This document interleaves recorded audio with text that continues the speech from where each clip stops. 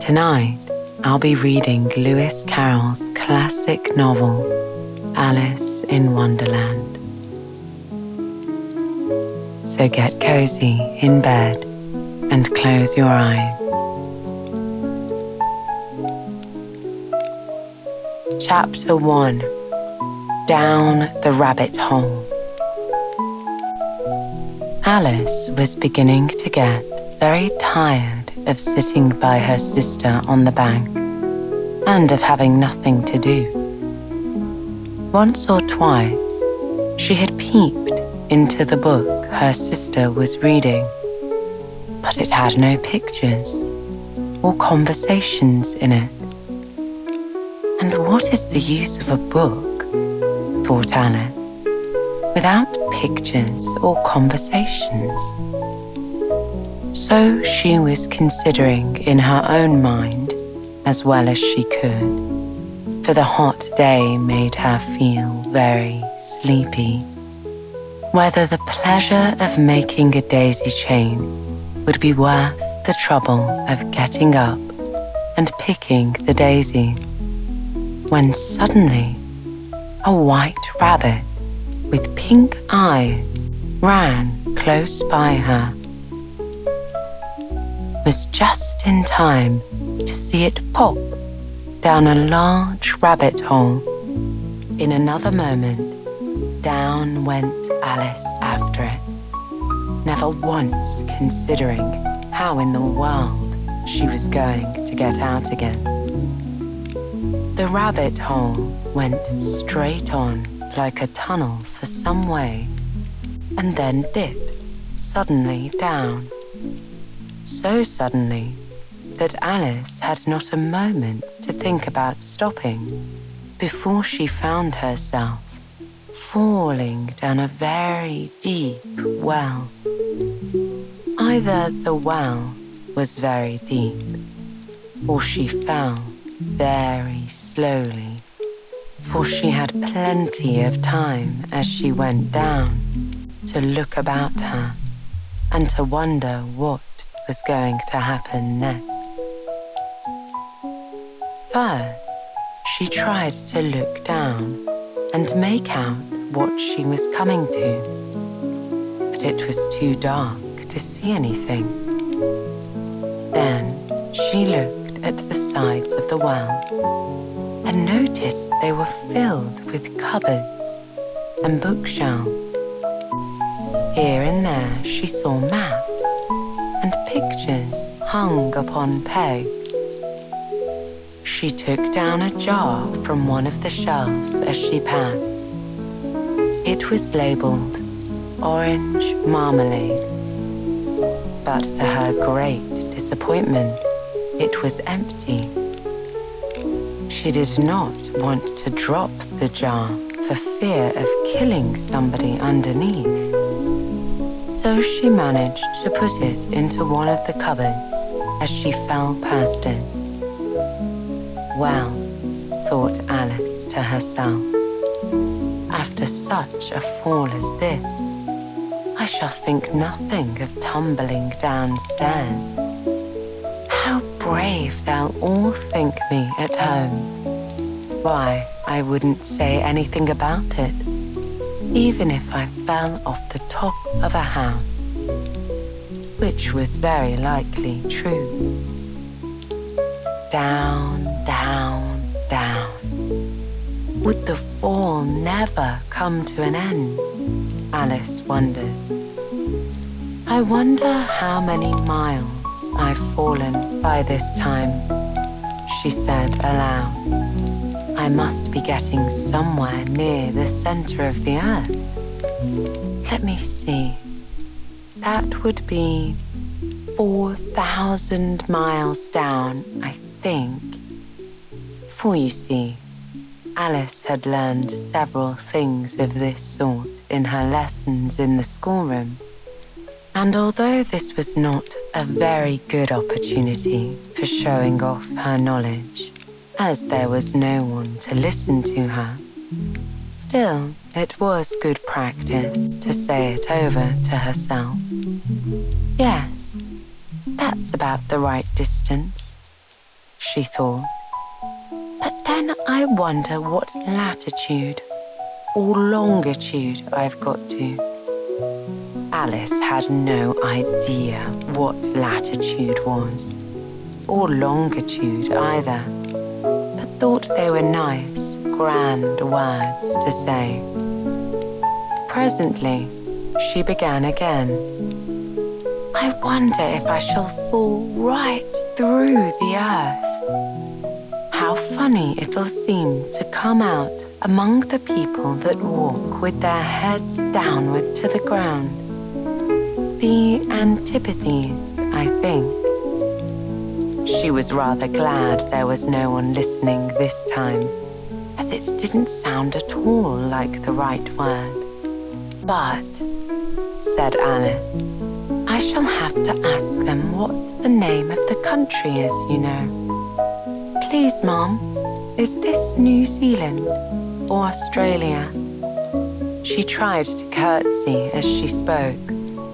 Fancy curtsying as you're falling through the air. Do you think you could manage it? And what an ignorant girl they'll think me for asking, said Alice. No, it'll never do to ask. Perhaps I shall see it written up somewhere. Down, down, down. There was nothing else to do, so Alice soon began talking again. Dinah will miss me very much tonight, I should think, she said. Dinah was the cat. I hope they'll remember her saucer of milk at tea time. Dinah, my dear, I wish you were down here with me. There are no mice in the air, I'm afraid. But you might catch a bat, and that's very like a mouse, you know. But do cats eat bats, I wonder? And here, Alice began to get rather sleepy, and went on saying to herself, in a dreamy sort of way, do cats eat bats? Do cats eat bats? And sometimes, do bats eat cats? For you see, as she couldn't answer either question, it didn't much matter which way she put it. She felt that she was dozing off and had just begun to dream that she was walking hand in hand with Dinah and saying to her very earnestly, Now, Dinah, tell me the truth. Did you ever eat a bat? When suddenly, thump, thump, down she came upon a heap of sticks and dry leaves, and the fall was over. Alice was not a bit hurt, and she jumped up onto her feet in a moment. She looked up, but it was all dark overhead. Before her was another long passage, and the white rabbit was still in sight, hurrying down it. There was not a moment to be lost.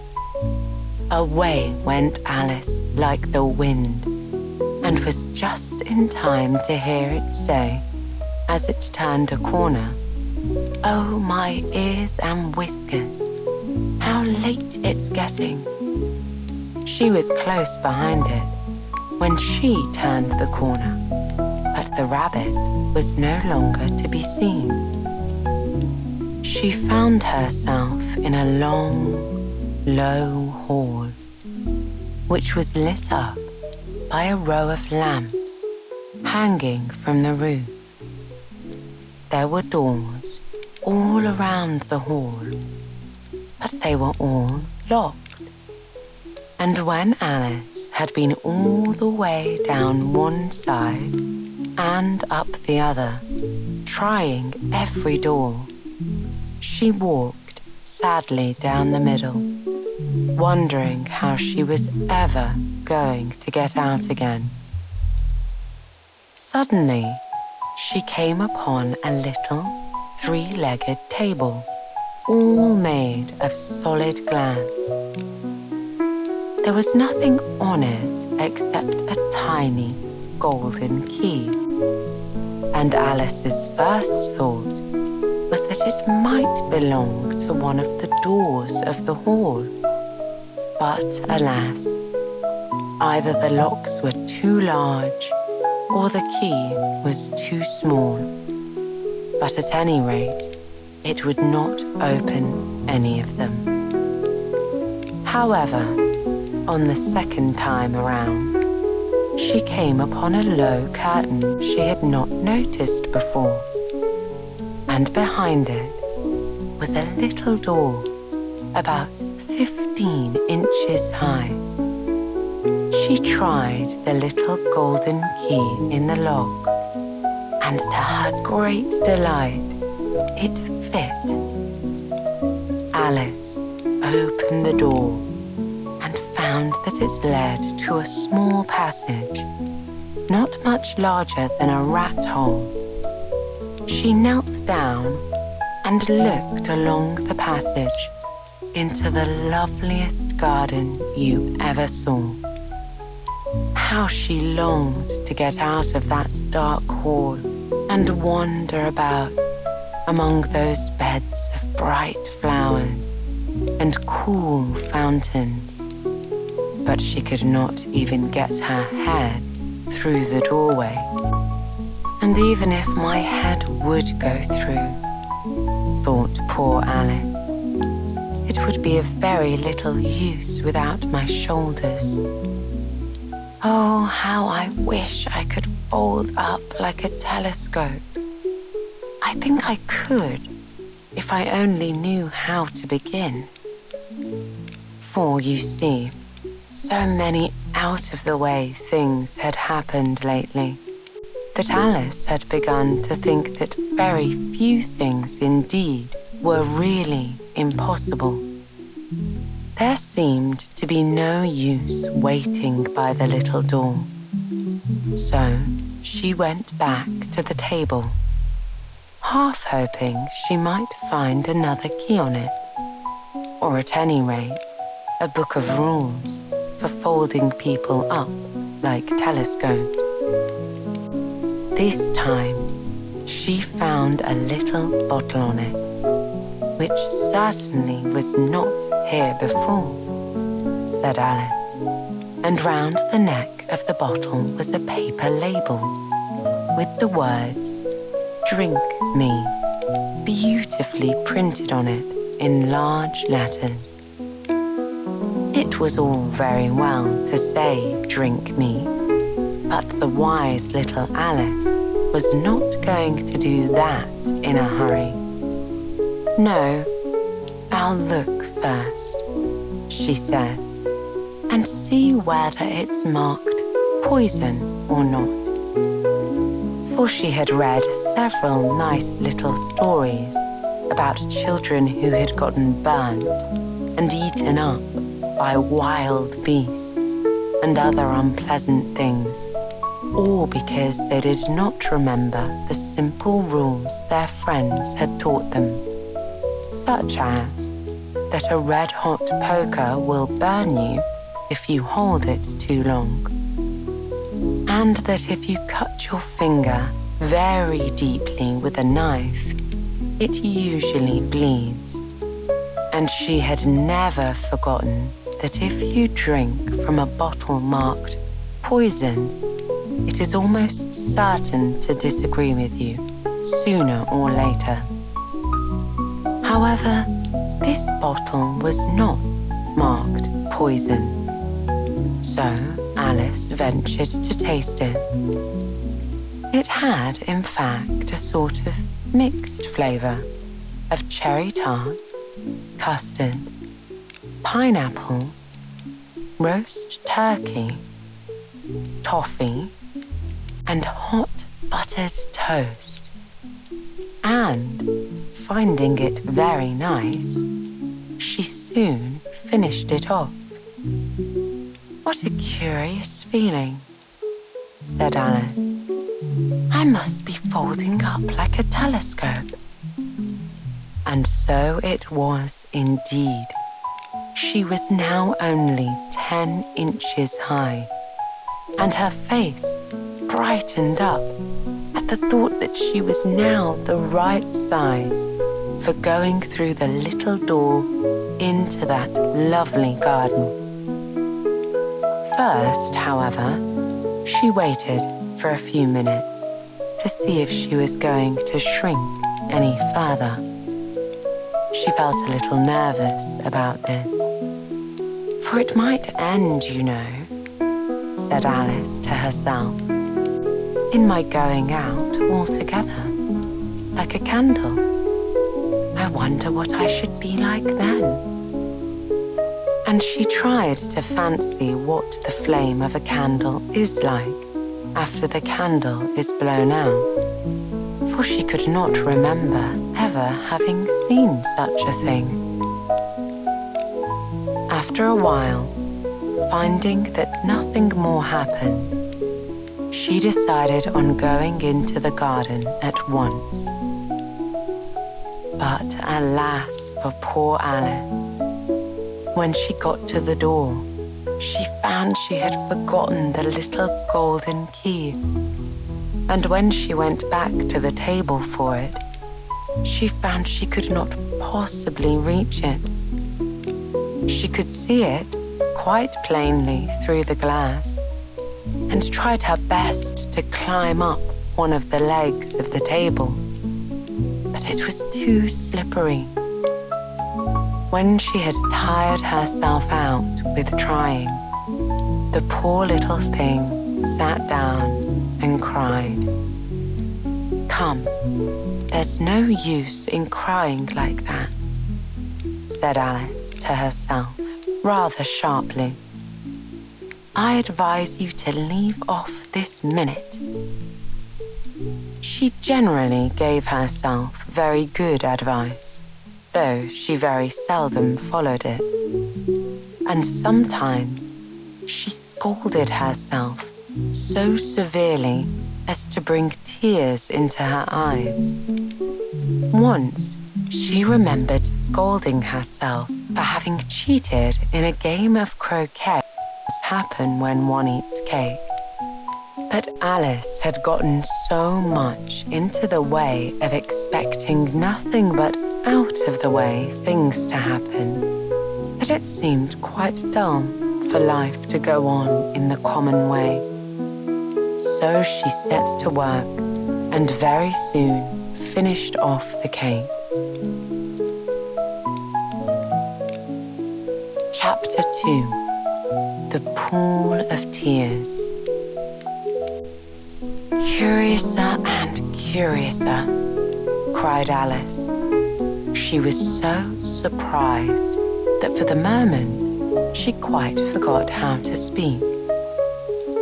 "Now I'm opening out like the largest telescope that ever was. Goodbye, feet." For when she looked down at her feet, they seemed to be almost out of sight. They were getting so far off. "Oh, my poor little feet. I wonder who will put on your shoes and stockings for you now, dears. I'm sure I shan't be able. I shall be a great deal too far off to trouble myself about you. You must manage the best way you can, but I must be kind to them," thought Alice. "Or perhaps they won't walk the way I want to go. Let me see. I'll give them a new pair of boots every Christmas." And she went on planning to herself how she would manage it. They must go by the mail carrier, she thought, and how funny it'll seem sending presents to one's own feet. And how odd the directions will look. I shall address the package to Alice's right foot, Esquire, hearthrug near the fender, with Alice's love. Oh dear, what nonsense I am talking. Just then, her head struck against the roof of the hall. In fact, she was now more than 9 feet high, and she at once took up the little golden key and hurried off to the garden door. Poor Alice. It was as much as she could do, lying down on one side to look through into the garden with one eye. But to get through was more hopeless than ever. She sat down and began to cry again. "You ought to be ashamed of yourself," said Alice. "A great girl like you to go on crying in this way. Stop this moment, I tell you." But she went on all the same, shedding gallons of tears, until there was a large pool all around her, about 4 inches deep and reaching halfway down the hall. After a time, she heard a little pattering of feet in the distance, and she hastily dried her eyes to see what was coming.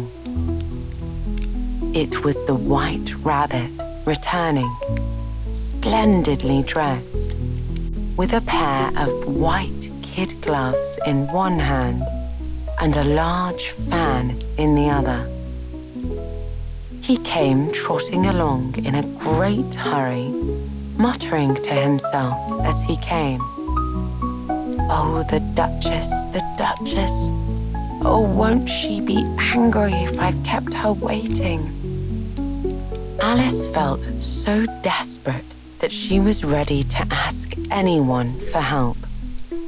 So, when the rabbit came near her, she began in a low, timid voice, "If you please, sir."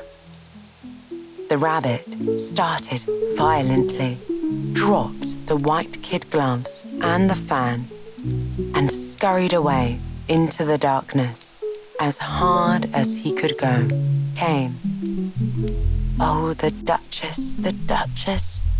Oh, won't she be angry if I've kept her waiting?"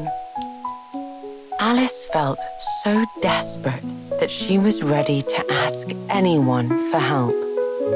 So, when the rabbit came near her, she began in a low, timid voice, "If you please, sir."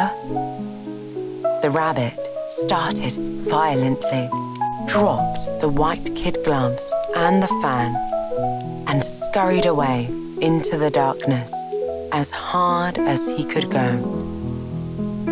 Alice took up the fan and gloves, and as the hall was very hot, she kept fanning herself all the time she went on talking. "Dear, dear, how strange everything is today. And yesterday things went on as usual. I wonder if I've been changed in the night. Let me think. Was I the same when I got up this morning? I almost think I can remember feeling a little different. But if I'm not the same, the next question is, who in the world am I? Ah, that's the great puzzle." And she began thinking over all the children she knew that were of the same age as herself, to see if she could have been changed into any of them. "I'm sure I'm not Ada," she said, "for her hair goes in such long ringlets, and mine doesn't go in ringlets at all. And I'm sure I can't be Mabel, for I know all sorts of things, and she, oh, She knows such a very little. Besides, she's she, and I'm I, and oh dear, how puzzling it all is. Alice continued, I'll try to see if I know all the things I used to know. Let me see. 4 times 5 is 12, and 4 times 6 is 13, and 4 times 7 is... Oh dear, I shall never get to 20 at that rate. However, the multiplication table doesn't signify. Let's try geography. London is the capital of Paris, and Paris is the capital of Rome. And Rome... No, that's all wrong, I'm certain. I must have been changed for Mabel. I'll try to recite a poem I know. And she crossed her hands on her lap as if she were saying lessons and began to repeat it. But her voice sounded hoarse and strange, and the words did not come the same as they used to. How doth the little crocodile improve his shining tail and pour the waters of the Nile on every golden scale? How cheerfully he seems to grin, how neatly spread his claws, and welcome little fishes in with gently smiling jaws. I'm sure those are not the right words, said poor Alice, and her eyes filled with tears again as she went on.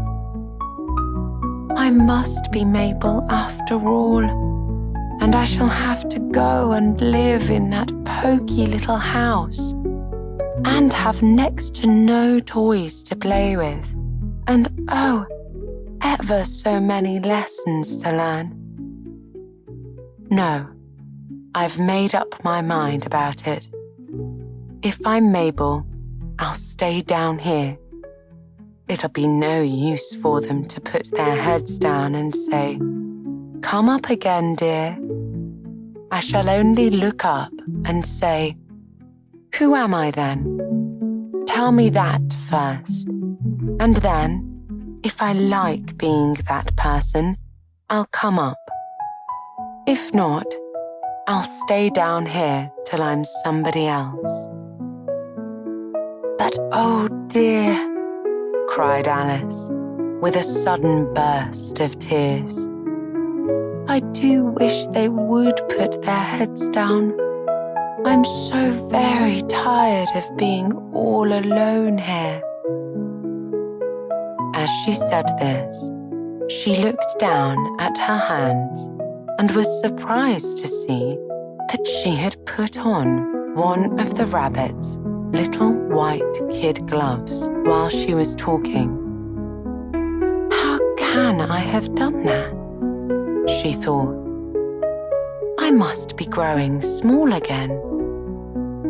She got up and went to the table to measure herself by it, and found that, as nearly as she could guess, she was now about 2 feet high and was going on shrinking rapidly. She soon found out that the cause of this was the fan she was holding, and she dropped it hastily, just in time to avoid shrinking away altogether. That was a narrow escape, said Alice, a good deal frightened at the sudden change, but very glad to find herself still in existence. And now for the garden. And she ran with all speed back to the little door. But alas, the little door was shut again, and the little golden key was lying on the glass table as before. And things are worse than ever, thought the poor child. For I never was so small as this before, never. And I declare it is too bad, that it is. As she said these words, her foot slipped, and in another moment, splash, she was up to her chin in salt water. Her first idea was that she had somehow fallen into the sea. And in that case, I can go back by railway, she said to herself. Alice had been to the seaside once in her life and had come to the general conclusion that wherever you go on the English coast, you find a number of bathing machines in the sea, some children digging in the sand with wooden spades, then a row of lodging houses, and behind them, a railway station. However, she soon made out that she was in the pool of tears which she had wept when she was 9 feet high. I wish I hadn't cried so much, said Alice as she swam about, trying to find her way out. I shall be punished for it now, I suppose, by being drowned in my own tears. That will be a strange thing, to be sure. However, everything is strange today. Just then, she heard something splashing about in the pool a little way off, and she swam nearer to make out what it was. At first, she thought it must be a walrus or a hippopotamus. But then she remembered how small she was now, and she soon made out that it was only a mouse that had slipped in like herself. Would it be of any use now, thought Alice, to speak to this mouse? Everything is so out of the way down here that I should think, very likely, it can talk. At any rate, there's no harm in trying. So she began. Oh, Mouse, do you know the way out of this pool? I am very tired of swimming about here. Oh, Mouse. Alice thought this must be the right way of speaking to a mouse. She had never done such a thing before, but she remembered having seen this phrase in her brother's Latin grammar book.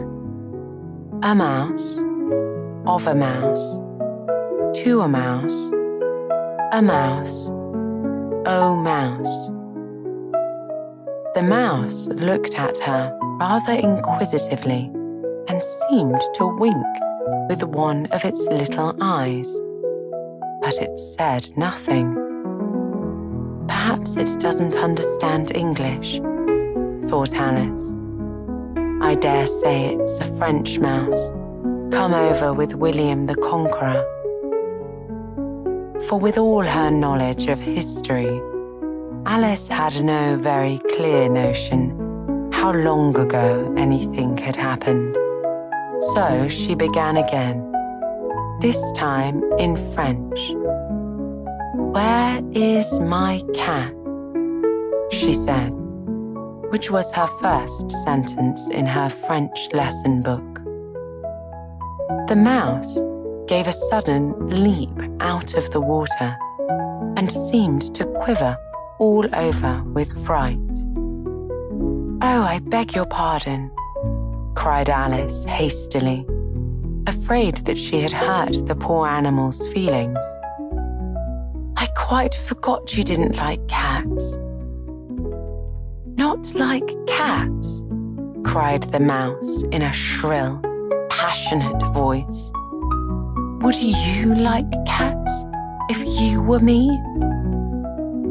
Well, perhaps not, said Alice in a soothing tone. Don't be angry about it.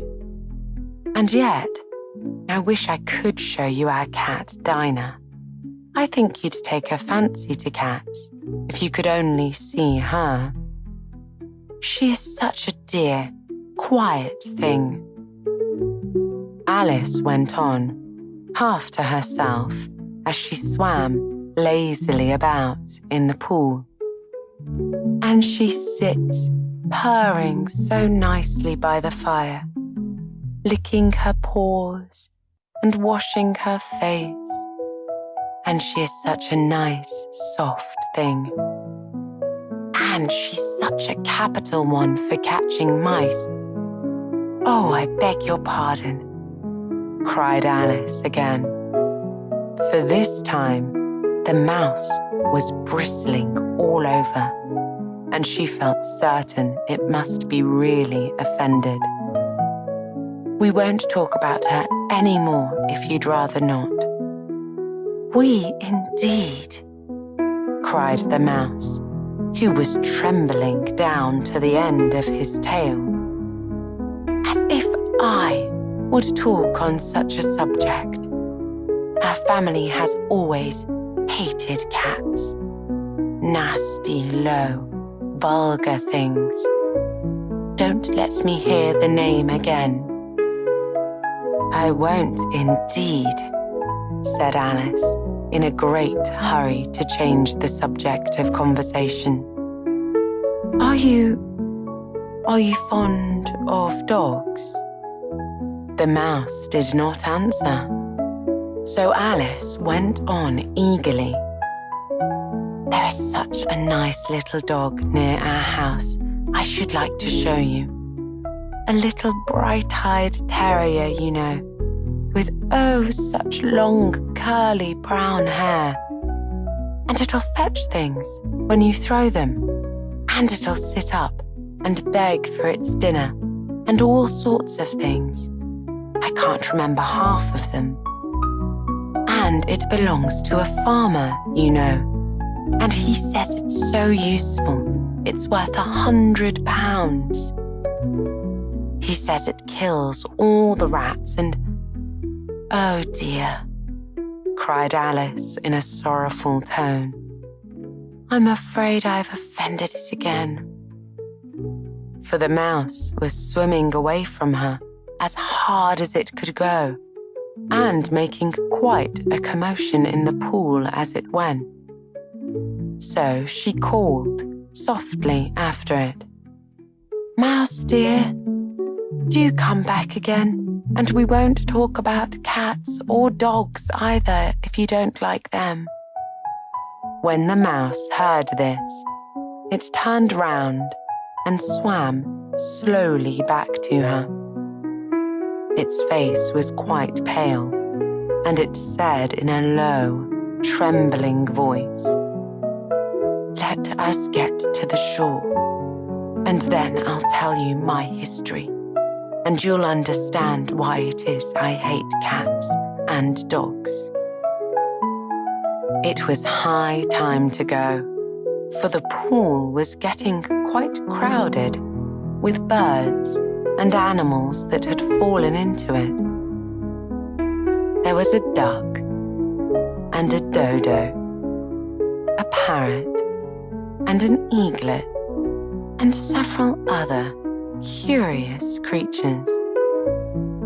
Alice led the way, and the whole party swam to the shore.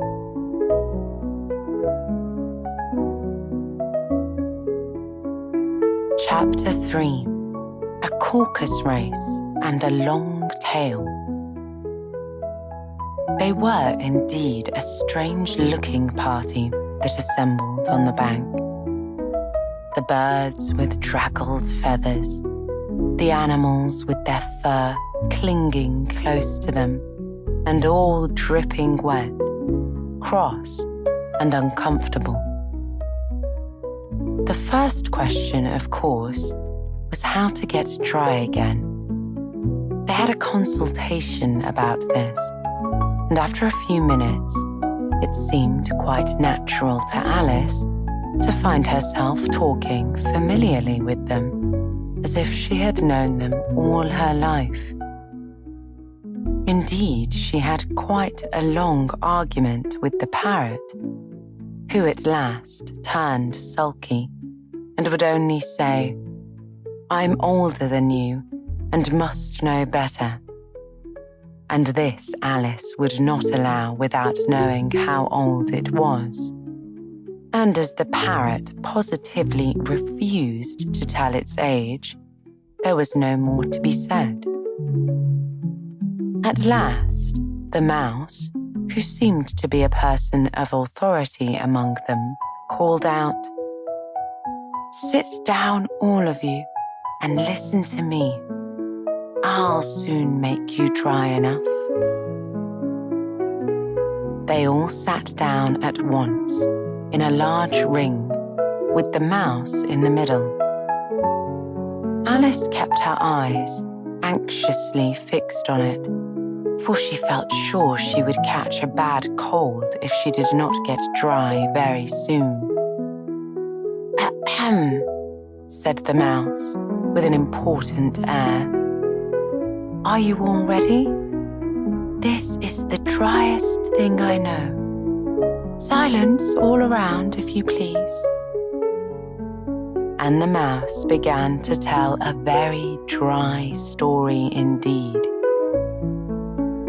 William the Conqueror, whose cause was favoured by the Pope, was soon submitted to by the English, who wanted leaders and had been of late very much accustomed to usurpation and conquest. Edwin and Morcar, the Earls of Mercia and Northumbria. "Ugh," said the parrot with a shiver. "I beg your it," the mouse replied, rather crossly. "Of course you know what it means." "I know what it means well enough when I find a thing," said the duck. "It's generally a frog or a worm. The question is, what did the Archbishop find?" The mouse did not notice this question, but hurriedly went on. "Found it advisable to go with Edgar Atheling to meet William and offer him the crown. William's conduct at first was moderate, but the insolence of his Normans— How are you getting on now, my dear?" the mouse continued, turning to Alice as it spoke. "As wet as ever," said Alice in a melancholy tone. "It doesn't seem to dry me at all." "In that case," said the dodo, solemnly rising to its feet, "I move that the meeting adjourn for the immediate adoption of more energetic remedies." "Speak English," said the eaglet. "I don't know the meaning of half those long words, and what's more, I don't believe you do either." And the eaglet bent down its head to hide a smile. Some of the other birds tittered audibly.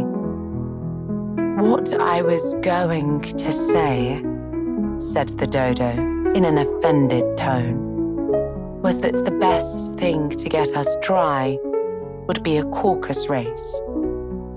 "What is a caucus race?" said Alice. Not that she much wanted to know, but the dodo had paused as if it thought somebody ought to speak, and no one else seemed inclined to say anything. "Why," said the dodo, "the best way to explain it is to do it. And as you might like to try the thing for yourself some winter day, I will tell you how the dodo managed it. First, it marked out a racecourse in a sort of circle. The exact shape doesn't matter, the dodo said. And then all the party were placed along the course here and there. There was no 1, 2, 3 and away, but they began running when they liked and left off when they liked, so that it was not easy to know when the race was over. However, when they had been running half an hour or so and were quite dry again, the dodo suddenly called out, "The race is over!" And they all crowded round it, panting and asking, "But who has won?" This question the dodo could not answer without a great deal of thought. It sat for a long time with one finger pressed upon its forehead, the position in which you usually see Shakespeare in the pictures of him, while the rest waited in silence. At last, the dodo said, "Everybody has won, and all must have prizes. But who is to give the prizes?" asked quite a chorus of voices. "Why, she, of course," said the dodo, pointing to Alice with one finger. And the whole party at once crowded round her, calling out in a confused way, "Prizes! Prizes!" Alice had no idea what to do, and in despair she put her hand in her pocket and pulled out a box of comfits. Luckily, the salt water had not gotten into it, and she handed them round as prizes. There was exactly one apiece all round. "But she must have a prize herself, you know," said the mouse. "Of course," the dodo replied very gravely. "What else have you got in your pocket?" he went on, turning to Alice. "Only a thimble," said Alice sadly. "Hand it over here," said the dodo. Then they all crowded round her once more, while the dodo solemnly presented the thimble, saying, "We beg your acceptance of this elegant thimble." And when it had finished this short speech, they all cheered. Alice thought the whole thing very absurd, but they all looked so grave that she did not dare to laugh. And as she could not think of anything to say, she simply bowed and took the thimble, looking as solemn as she could. The next thing was to eat the comfits. This caused some noise and confusion, as the large birds complained they could not taste theirs, and the small ones choked and had to be patted on the back. However, it was over at last, and they sat down again in a ring and begged the mouse to tell them something more. "You promised to tell me your history, you know," said Alice, "and why it is you hate C and D," she added in a whisper, half afraid that it would be offended again. "Mine is a long and sad tale," said the mouse, turning to Alice and sighing. "It is a long tale, certainly," said Alice, looking down with wonder at the mouse's tail. "But why do you call it sad?" And she kept on puzzling about it while the mouse was speaking, so that her idea of the tale was something like this. Fury said to a mouse that he met in the house, "Let us both go to law. I will prosecute you. Come, I'll take no denial We must have a trial, for really, this morning, I've nothing to do. Said the mouse to the cur, such a trial, dear sir, with no jury or judge, would be wasting our breath. I'll be judge, I'll be jury, said cunning old Fury. I'll try the whole cause and condemn you to death. You are not paying attention, said the mouse to Alice severely. What are you thinking of? I beg your pardon, said Alice very humbly. You had got to the 5th bend of your tail, I think. I had not, cried the mouse sharply and very angrily.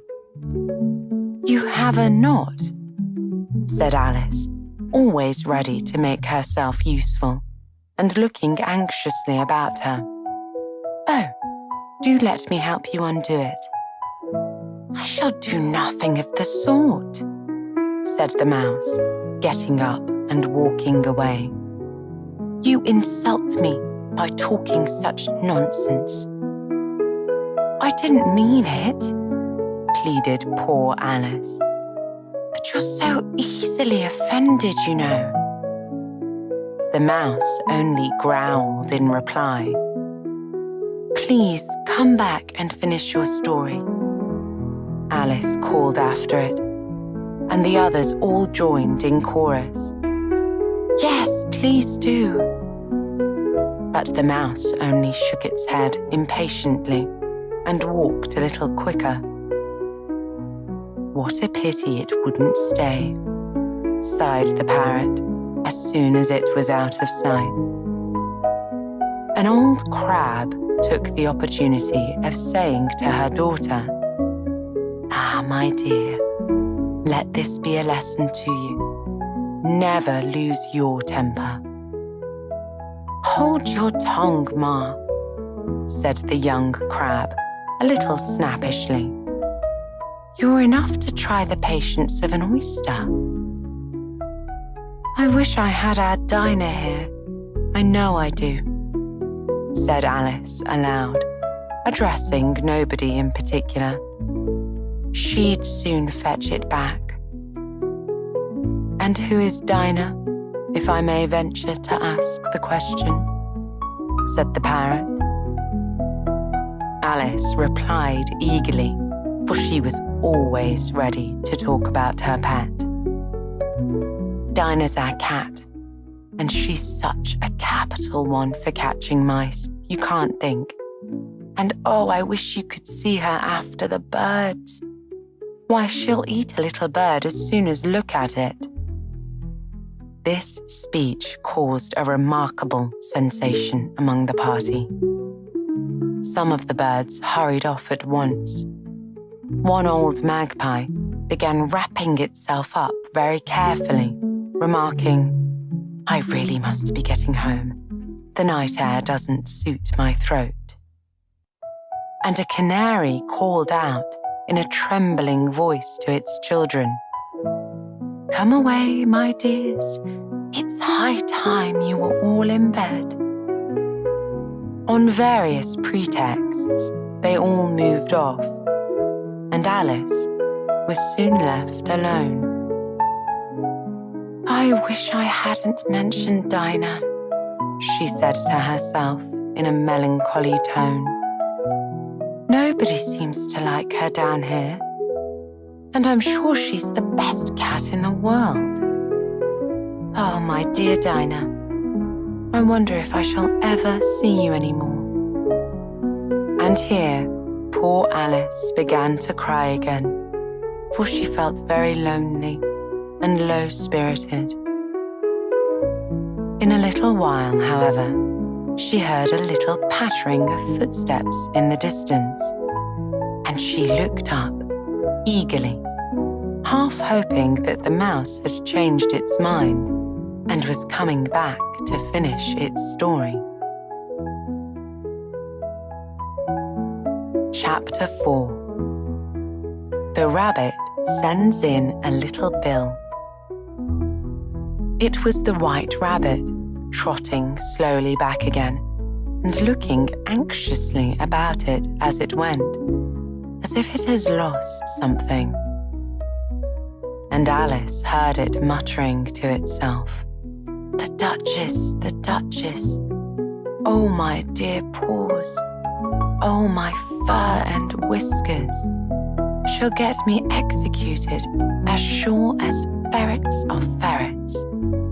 Where can I have dropped them, I wonder?"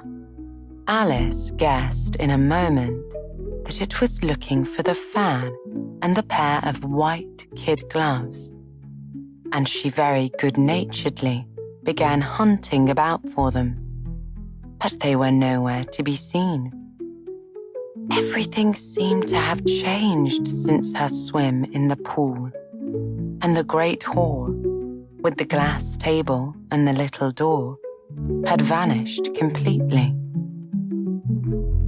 Very soon, the rabbit noticed Alice as she went hunting about and called out to her in an angry tone, "Why, Marianne, what are you doing out here? Run home this moment and fetch me a pair of gloves and a fan. Quick now." And Alice was so frightened that she ran off at once in the direction it pointed to, without trying to explain the mistake it had made. "It took me for his housemaid," she said to herself as she ran. "How surprised he'll be when he finds out who I am. But I'd better take him his fan and gloves, that is, if I can find them." As she said this, she came upon a neat little house, on the door of which was a bright brass plate with the name W. Rabbit engraved upon it. She went in without knocking and hurried upstairs, in great fear lest she should meet the real Marianne and be turned out of the house before she had found the fan and gloves. "How strange it seems," Alice said to herself, "to be going on errands for a rabbit. I suppose Dinah will be sending me on errands next." And she began fancying the sort of thing that would happen. "Miss Alice, come here directly and get ready for your walk."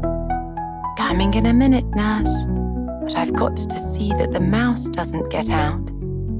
"Only I don't think," Alice went on, "that they'd let Dinah stay in the house if it began ordering people about like that." By this time, she had found her way into a tidy little room with a table in the window, and on it, as she had hoped, a fan and 2 or 3 pairs of tiny white kid gloves. She took up the fan and a pair of the gloves and was just going to leave the room when her eye fell upon a little bottle that stood near the looking-glass. There was no label this time with the words "Drink me," but nevertheless, she uncorked it and put it to her lips. "I know something interesting is sure to happen whenever I eat or drink anything," she said to herself. "So I'll just see what this bottle does. I do hope it will help me grow large again, for really I'm quite tired of being such a tiny little thing." It did so indeed, and much sooner than she had expected. Before she had drunk half the bottle, she found her head pressing against the ceiling and had to stoop to save her neck from being broken. She hastily put down the bottle, saying to herself, "That's quite enough. I hope I shan't grow any more. As it is, I can't get out at the door. I do wish I hadn't drank quite so much. Alas, it was too late to wish that. She went on, growing and growing, and very soon had to kneel down on the floor. In another minute, there was not even room for this. She tried the effect of lying down, with one elbow against the door and the other arm curled round her head. Still, she went on growing. As a last resource, she put one arm out of the window and one foot up the chimney and said to herself, "Now I can do no more whatever happens. What will become of me?" Luckily for Alice, the little magic bottle had now had its full effect, and she grew no larger. Still, it was very uncomfortable, and as there seemed to be no sort of chance of her ever getting out of the room again, no wonder she felt unhappy. It was much pleasanter at home, thought poor Alice, when one wasn't always growing larger and smaller and being ordered about by mice and rabbits. I almost wish I hadn't gone down that rabbit hole. And yet, it is rather curious, you know, this sort of life. I do wonder what can have happened to me. When I used to read fairy tales, I fancied that kind of thing never happened. And now here I am, in the middle of one. There ought to be a book written about me, that there ought. And when I grow up, I'll write one. But I'm grown up now. I'll write one. But I'm grown up now, she added in a sorrowful tone. At least there's no room to grow up any more here.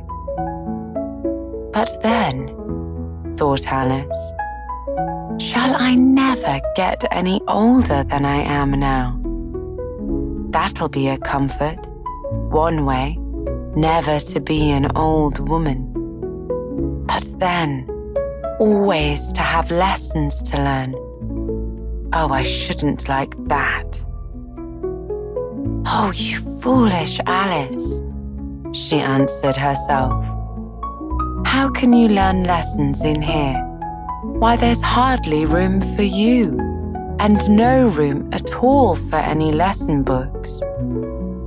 And so she went on, taking first one side and then the other, and making quite a conversation of it altogether.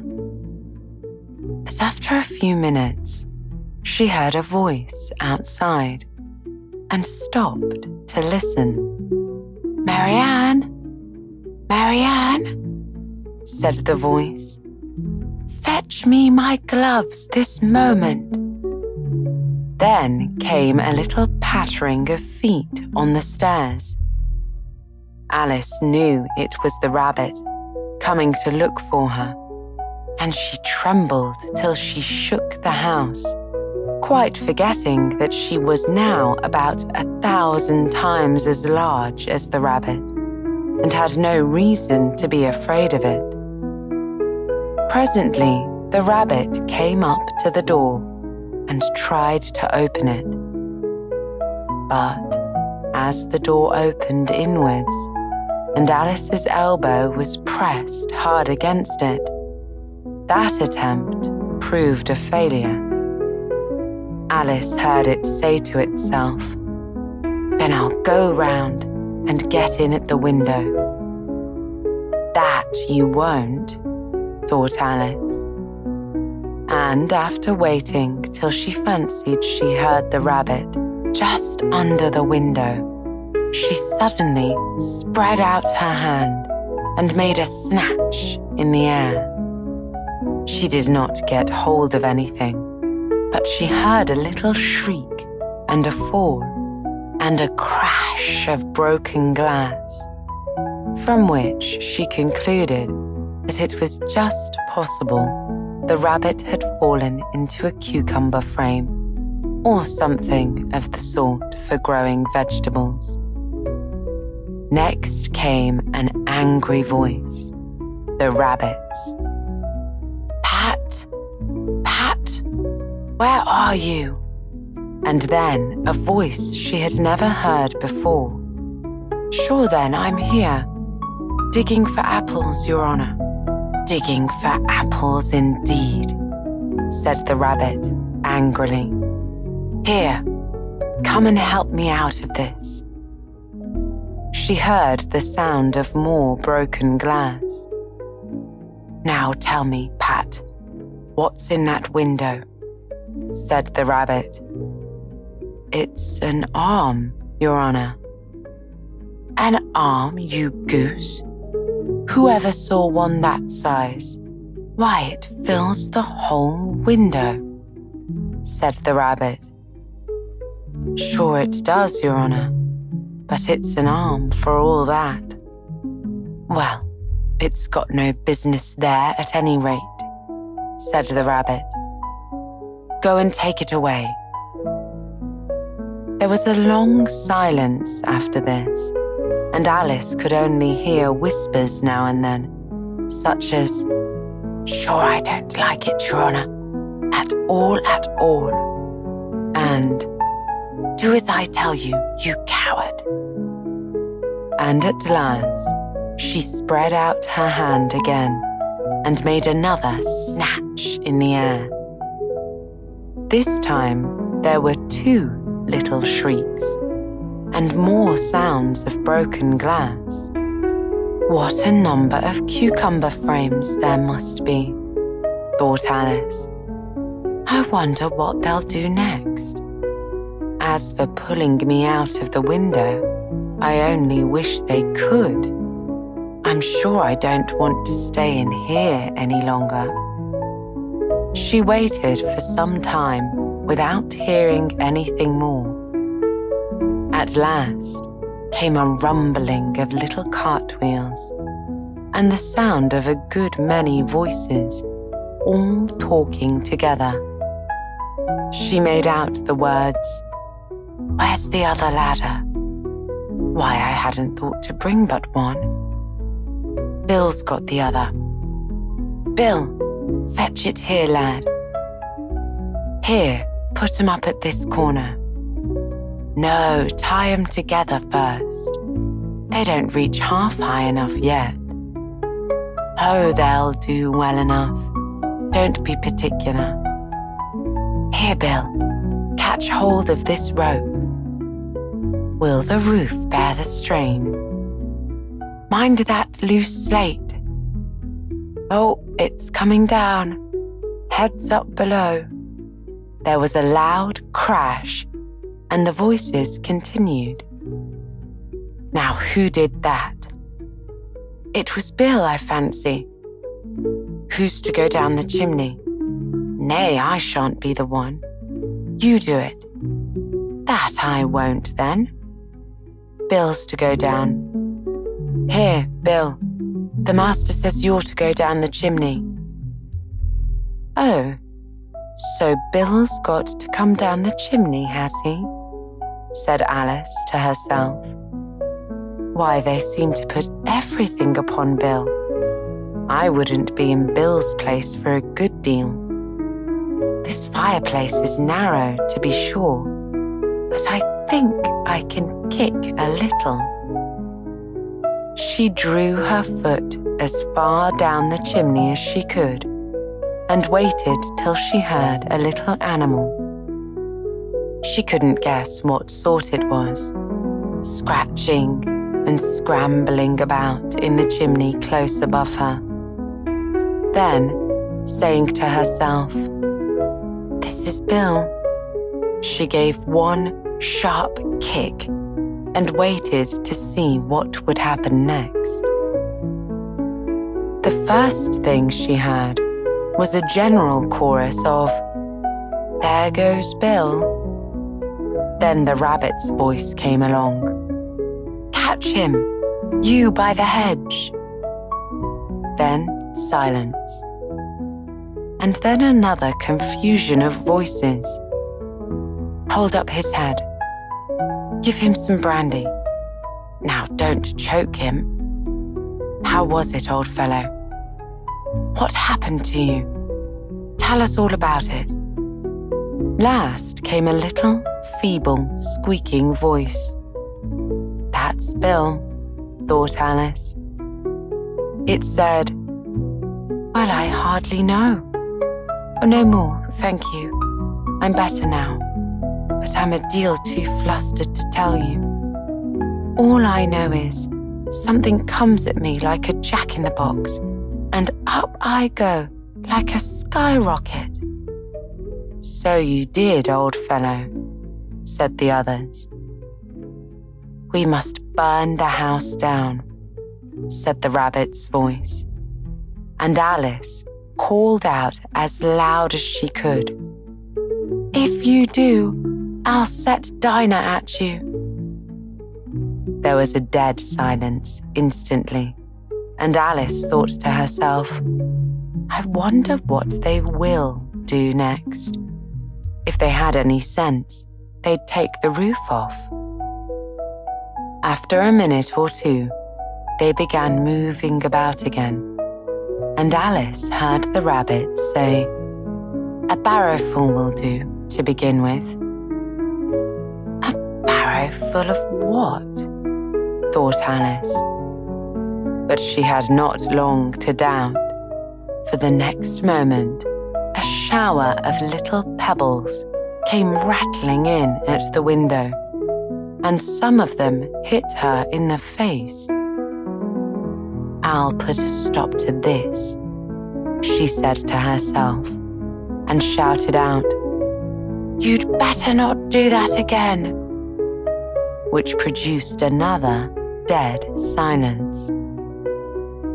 Alice noticed with some surprise that the pebbles were all turning into little cakes as they lay on the floor, and a bright idea came into her head.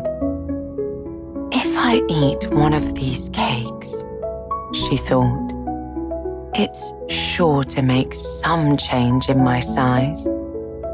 And as it can't possibly make me larger, it must make me smaller, I suppose."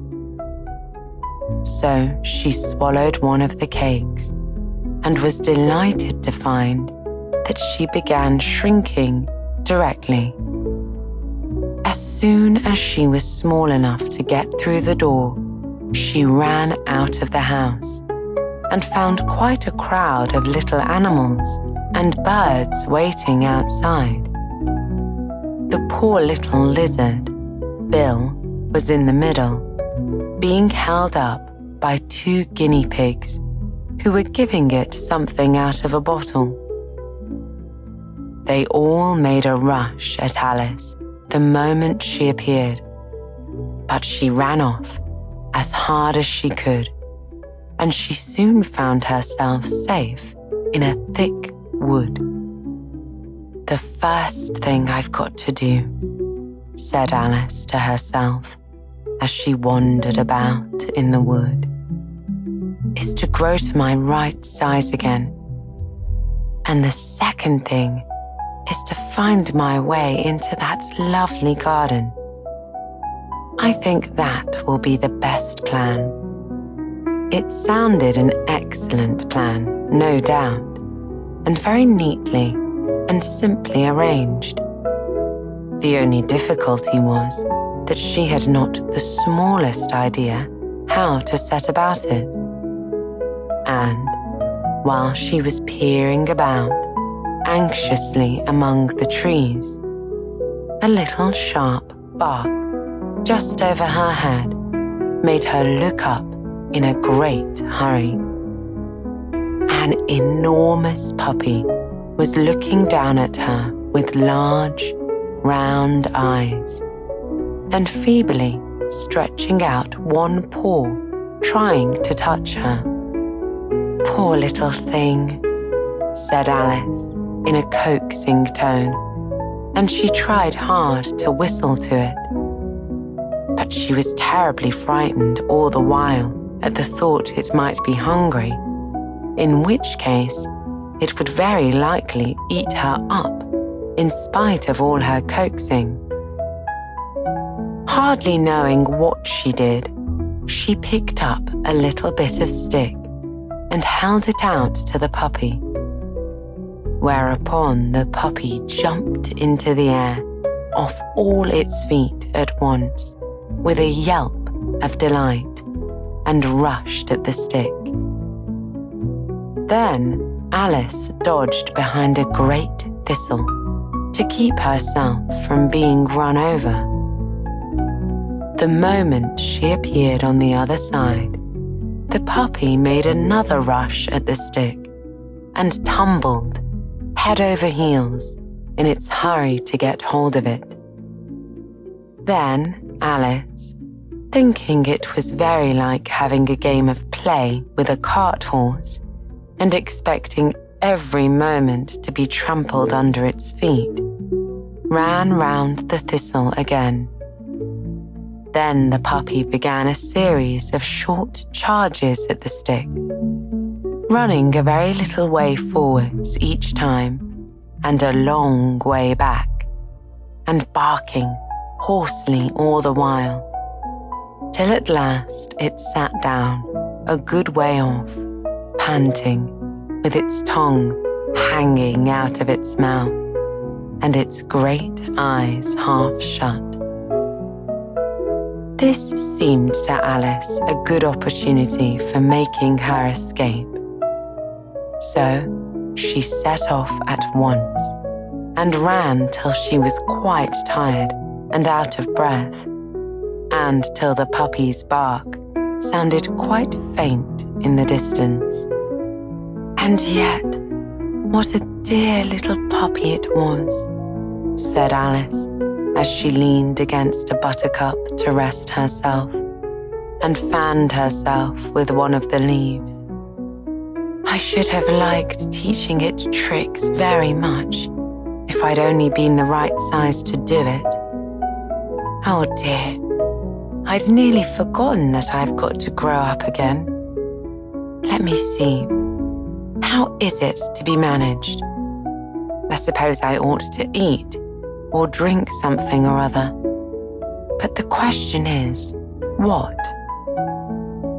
The great question certainly was what.